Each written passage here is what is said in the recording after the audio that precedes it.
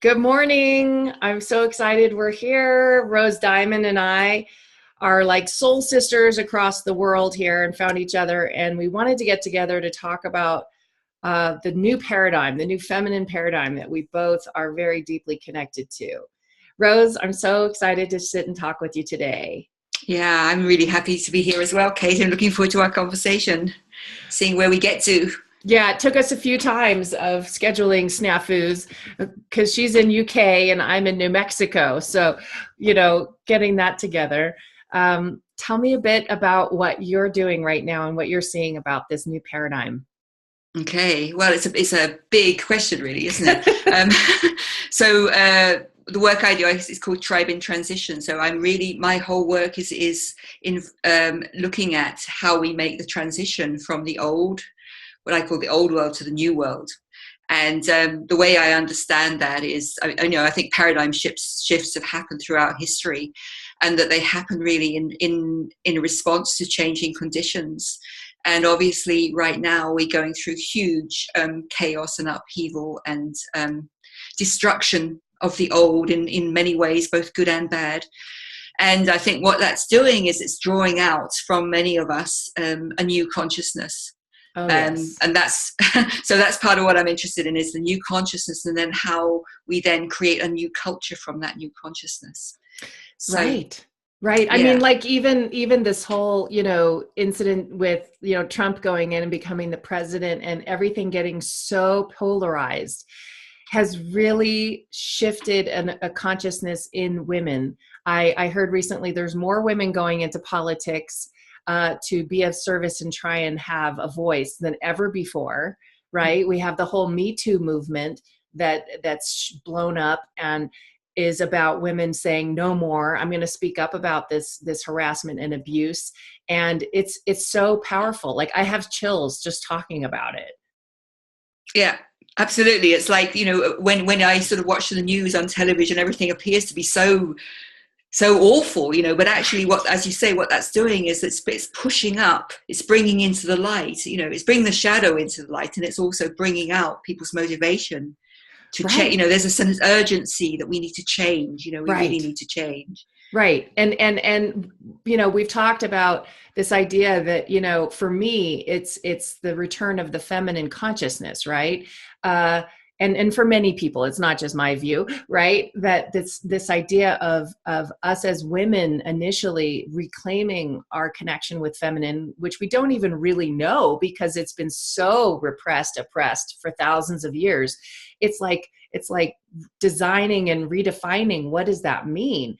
And then when we can come into that reclamation and balance, we give voice to that in the culture and to support men as well to reclaim their feminine, right?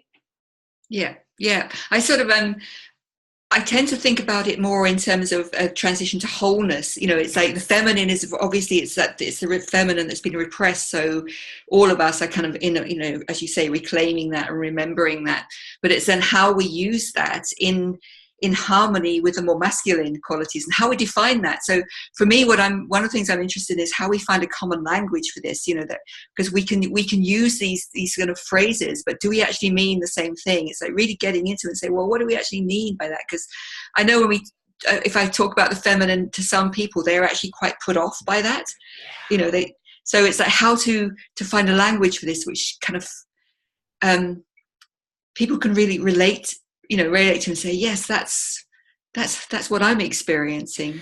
Right. And I've spent years as a younger person feeling unsafe as a woman, right? And really having kind of an oversized masculine part of me that was very strong and took charge and really helped me get through a lot of things in my life. And so the feminine for me years ago was initially off-putting because I felt like I don't want to be like weak and the old idea of what feminine felt like, right? Back in the days when I grew up in the 60s, it was just like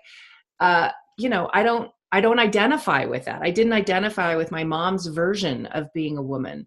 And Mm. so it was like very almost scary and, like you said, off-putting. And so it really took me some time to recognize how split off in a way I was from my own sense of power and beauty of being a feminine woman, you know? Mm, And mm. it's really taken some time, because I think, you know, the patriarchal repression of the feminine was quite, you know, intense and very successful in having us completely feel not okay being feminine and not okay even identifying with that part of us.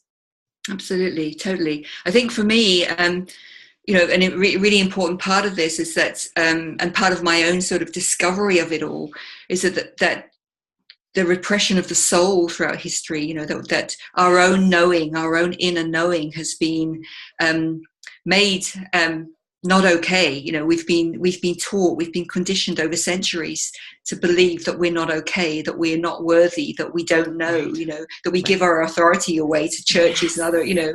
And I think a lot of this new consciousness, this new paradigm consciousness, is about reclaiming that inner power, you know, that inner knowing. Oh yeah. And for me, that's been a lifelong journey, and I've been sort of, you know, in the process for years now, and it's the most exciting thing in life to me, actually. It's just discovering. I know, me too. Like, I just wrote my book last year about addressing this level of anxiety that I've felt as a woman. And in that, I talk about the empowerment process of reclaiming our worth in the first chapter, about being the queen of your mind, where you reclaim your self-worth and know that it's always been there. It will never leave you. But we've been, like you said, so disidentified from it that we think we have to earn it. We have to, like, figure out how to be good enough. And this is the new the new paradigm is like, no, you don't have to earn it. It's because you exist, right? Mm. You are this beautiful being. You are whole. You are a soul, and you're doing exactly what you need to be doing. And to have that sense of purpose and connection with yourself that has been seriously stuffed and hidden and repressed. Yeah, absolutely. And for me in my life, it's been like the sort of peeling away the layers of the onion. You know, it's like, you know, and working with other people too, that we kind of cycle around the same issues over and over again. And each time we get sort of deeper into it, we get a bigger understanding of it. And always at the bottom, right at the core of that, is this sort of sense of unworthiness, which clings around the authentic self. So it's almost like you have to get through that It's sort of true. prickly briar patch of unworthiness before you can really claim the authentic self. And yeah, it's a big journey. It is. And yet, you know, I don't know about you, but doesn't it feels to me like there's more of this energy of consciousness available now, so that people who do want to do this journey, it's going to go faster than it Mm-hmm. did for those of us who have been, like, creeping along trying to get there. Yeah, Doesn't that seem true to you? absolutely. And that's what's so exciting about it, is I honestly know now that I'm part of a huge wave. There's a huge wave of women all over the world, but a huge wave of consciousness evolving, you know, and I kind of feel like I'm surfing on the wave of that. And Oh yeah. you know, so even though I may be sort of here in my little house in Wales, miles from anywhere, I know that I'm part of this, you know, Yes. global wave of evolving consciousness. And that, yeah, the more of us jump on the wave, the faster it's going. Oh, it's so And yeah, true. so that knowledge that may have taken me 30 years to get to, it can be transmitted really quickly now. Yes. It's Yes. very exciting, and that's of course what needs to happen, because you know, I think for me the new paradigm is like it's essential for our survival. You know, it's not just some kind of intellectual concept. It's really, I don't think that we're going to survive as a species unless we get to this place. And it's not just about the self. It's about, for me, that the authentic self is the doorway into that sense of the interconnectedness of everything. Yes. So that's really Yes. what it's about. Oh, yes. I mean, and then that's why, you know, I love that we connected, because it's like you speak my language, and it's so refreshing to feel supported in that vision, because that's exactly how I feel. This, like, urgency to support women to, like, wake up, step up, and do this work to not only be free to be themselves, but, like you said, to recognize we're all in this together. And this is what's going to really help make that shift, that huge leap in evolution of consciousness on the planet, which is really possible right now. And if it doesn't happen, yeah, we may not survive as a species too much longer. Yeah. Yeah. Yeah. But it's kind of interesting because the whole thing is full of paradoxes. So on the one hand, there is this sense of urgency, you know, like we've got to do this like yesterday. Yeah. But on the other hand, what I'm noticing in my own life and, you know, observing other people as well is that it's actually about slowing down. Mm-hmm. You know, like you were saying, I mean, I was brought up as a child. I learned how to, you know, to be super independent, take care of myself. And then, you know, as I moved into adulthood, it became quite sort of driven and getting stuff done in the world. But at this point, it's like I'm having to really so let go of a lot of that and just really be still a lot and just, because that's, you know, it's the receptive, it's the, you know, be open to receive. And I think this is the thing that many women are now learning to do is like, you know, we don't have to be out there pushing and striving and driving and, you know, being superwoman. Exactly. Yeah, it's about being still. Yeah, it's true. It is the paradox. I love that, how you said that, because that's very much how we're going to tap into that awareness of who we really are, right? We can't do it by being superwoman. And that certainly was my MO for most of my life, was being superwoman. And then I've had repeated experiences of, you know, an abusive marriage that I had to get out of, taking care of 2 kids and raising them by myself, essentially. And then going through cancer, you know, repeated things that were like, no, Kate, actually the superwoman piece has got to go. You've got to start relying on a larger sense of resource in the world, right? Being more connected energetically and with the earth and with spiritual support and even people just reaching out and asking for help, which, you know, of course, over the last 50 years, as women have been trying to gain equality, we've had to do I'm working and I'm super mom and I'm super wife and I'm, you know, all these things. And we really have to redefine that now in order for it to be sustainable moving forward. Yeah, that is such a big one, isn't it? That point where we actually, if we have been super independent, have to learn how to reach out for help and become vulnerable, you know, because you know, these things of being vulnerable is not a good thing. But actually what I've learned is that being able to be vulnerable is a real strength. There's strength in it, you know, because it's like, if nobody can give to me unless I'm actually open to ask and receive, and that's where, again, that's part of new paradigm. It's the flow of energy. It's the giving and receiving of energy. So if we're closed, then we don't receive. And I think that is a really big one for women, because, you know, if we've been hurt or wounded or whatever, it's difficult to really open ourselves up and be open-hearted and to be vulnerable and to say, actually, I don't know and I need help, and I can't do it all on my own. It's a big learning. It is because, you know, we have to recognize, like, my experience is the more that I was able to be vulnerable and ask for help and receive and be more true about my struggles, the more, what do I want to say? Kind of a sense of a different kind of strength, right? A different kind of wholeness could protect me in a different way. Whereas as women, or even just as humans, I think we think of, if my heart's open, I'm waiting for somebody to come smush it, right? And hurt me. Whereas, like in Buddhism, the bodhicitta heart, right, is like, you're so full of love and open and expressing that love and feeling that interconnection, that we're like powerful beyond belief. Like, there's no way to actually really be smushed, because you're emanating from this very soulful, powerful place of the wholeheartedness. Yeah. Yes, exactly. And that's also where the compassion can come in. You know, I think that's the other part of the new paradigm consciousness, is that we need to develop our compassion. You know, it's like, just I think about some of the things that are going on in the world right now, and it's easy to sort of take a stance of, oh, you know, it's terrible, but it's like, there's so much suffering in the world that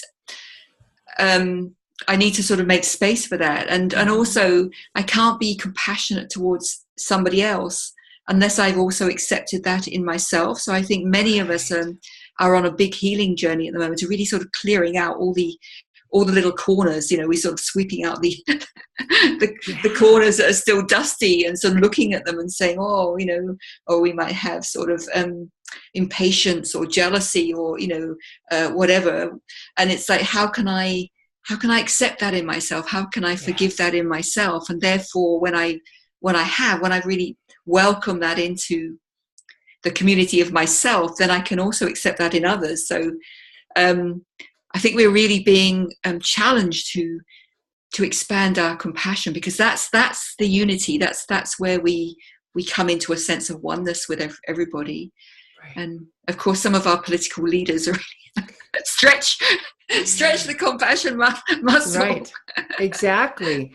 It's true though. I mean, and there's, and the power of compassion isn't to then feel like, oh, I can't be okay or happy in my life because people are suffering. It is to recognize that part of our work is recognizing we're all on our own journeys and we are all interconnected. So the more that we do our own inner work to be our best self, right? To be loving and compassionate in ourselves, that we can hold space for that suffering in others without going into, you know, feeling overwhelmed and lost and disconnected. So it's a tricky balance. Yeah, absolutely. Yes, absolutely. Because I think as women, we've tended to shoulder, you know, burden, because we tend to be quite empathic often, you know, and feel a lot. It's certainly in my life, it's been easy just to shoulder a burden of all that suffering. Whereas I think, again, you know, you were talking about the Buddhist philosophy, there's the practice of Tonglen, where you just breathe it through. You know, it's not about avoiding the suffering. It's not about avoiding anything. It's not about avoiding my own anger. You know, it's about letting everything be present, and but not hanging on to it, letting it move through. And that's what I'm practicing at the moment. Anyway, is like just allowing everything to be, giving everything space, you know. So it's a more spacious kind of way of being in the world, but letting it try not to hold on to anything. Right. So let's take a moment and speak to women who may be new to this idea of this new paradigm, new to the idea of how do I start to step into working with myself, being willing to be open and vulnerable in a way that feels okay. What would you say in your work with women that you're seeing? Well, I've come to the conclusion that, and again, that's a really big question, Kate, but I've come to the conclusion that it's actually all about self-love, you know, and so whether you're a beginner or not, you know, I actually feel like I'm always a beginner in a way. So I notice that if I'm feeling upset about something, or my mind's going to really active and it's, you know, the first thing I try and do is be loving to myself. Right. You know, to comfort myself, to say it's okay, you know, to say, okay, or just give yourself space to feel that. Right. Don't judge yourself, because we're so quick. I think all of us are so quick to jump into self-judgment. So, so the first thing is like, notice what's happening, give it some space, and then give yourself some self-love and encouragement, you know, as if you were your own you know, ideal mother. Like, what would your mother do? How, you know, what would love do in this situation? Right. Yeah. Okay. Well, so a lot of women that I work with are women who maybe are in abusive relationship situations, trying to get out of it. Right. Or I hold space for women who've come through cancer and trying to find their way back into their bodies, back into their life, and without feeling terrified. And so sometimes the love piece is a leap. So I guess I would say for a lot of my ladies, it's like permission to allow your experience to be yours and know that it's real and true, no matter what other people say. Just starting right there is a step towards that self-love of saying, you know, what I'm going through doesn't matter what other people say or believe or want to Mm. hear about. It's true Mm. for me. And so therefore I'm going to own it and sort of give myself permission to experience that and all the Yeah, feelings and stuff that goes with it. Right. absolutely. Yeah, absolutely. Yes. Yes. That's a kind of like the embracing it, that this is okay. It's okay to be whatever is happening, it's okay. Yeah. Yeah. Because it's Yeah. like when I was going through those experiences, it felt, everybody has their own perception and their own reaction when you're going through a difficult situation. And Mm. so we're not always going to get the kind of support we need because people don't know how to relate to that if they've never gone Mm. through it, or they're just terrified about it, right? I mean, a Yeah. lot of women going through cancer are very isolated feeling because women don't want to think about that it might be possible that they will have it, right? So we just kind of, well, I don't see that. And Yes. and so it's very much about how do I get the resource and support that I need from people who can hold space for that. And I think that's what you and I really love to do, it seems like, is to hold space Mm. for women that are in this transition and Yeah. transformation. It's one of the reasons I'm creating this membership site about called Women Empowered Collective, and it's to hold a space for women who are on this journey that can come together and have a way to connect. And I'm holding space for that and Mm. sharing the work that I'm doing just to have us another little space that's a place to go and get supported. Yeah. All these different ways that we're doing it. Women are doing it all over the place. Yeah, absolutely. And that's so important, coming together in a group. And, as soon as we come together, because I think many of us do feel isolated, and especially with the conditions you're talking about, an abusive relationship or suffering from cancer, or, it we tend to be, there's so many layers there of judgment, self-judgment, self-isolation, and it's very easy to get isolated. And yet I always find, and I've been in groups for all my life really, that as soon as we come into a group, we actually have the courage to start talking about our experience, we immediately realize, okay, this isn't just me. Right. There's actually nothing wrong with me. This is just part of the human condition. This is part of what it means to be a Exactly. human being. And it's such a relief, and that's what the wonderful thing that happens in groups is that, we actually become part of something bigger, a bigger Right. consciousness. And Right. it's very liberating. Yeah. Yeah. So And well, I go was going ahead. to say, and even the energy, like you're saying, it becomes this collective consciousness, right? That does become like a part of that new paradigm energy where things can move quickly, right? If Yes, everybody's together exactly. with that same intent and holding space with love, it's like, boom, you can really make some movement and progress quickly. Absolutely, yes, absolutely. So one of the offerings I'm making at the moment is called Soul Sanctuary Circles, which is something I really love to do, and it's just holding a space for people who want to explore together what it we're actually experiencing as we're making these transitions. Because, again, what I'm looking for is that common language, because we all have our unique experiences, sort of different for each of us, and yet there's these common threads underneath, so somehow when we come together in that way, really with the intention of speaking from our deepest self, our deepest wisdom, something really magical can happen. And I've Right. watched it many over and over again. It's like you can feel the transformational energy in the group. It doesn't matter Right. whether you're in a room together or you're in virtual reality with people in Right. different places, and there's something happens that's almost Yes. tangible when people come together with that pure intent. Just, I'm going to Right. turn up and I'm going to share from my Oh, yeah. experiences. And yeah, Yeah, so it's super powerful. I was running a program focused with anxiety a few months ago, and yeah, I mean, those calls when we all got together were just potent and full of energy for awakening and noticing and connecting. And that's what's beautiful about what we're offering and what we're doing, because it's, again, giving women permission to to open up and come out of your daily, schedule and start to think about, how am I present? How am I showing up for myself? And how do I want to step into the next level of who I am, Yeah. or expressing that or being that in the world, right? Yeah. Yeah, absolutely. And so yes, making that space for yourself and having the courage, when I first started being in groups, I was really scared, I just, let's speak. And sometimes now I'm still the same, but every time it's like jumping into a pool. It's like, oh, yeah, once you're in, this is really refreshing. It's kind of regenerating and renewing and warm and comforting, like a warm bath. I know. Well, and I love, so your group is starting next week. So I'm going to ask that, we put that in the comments so people can find that.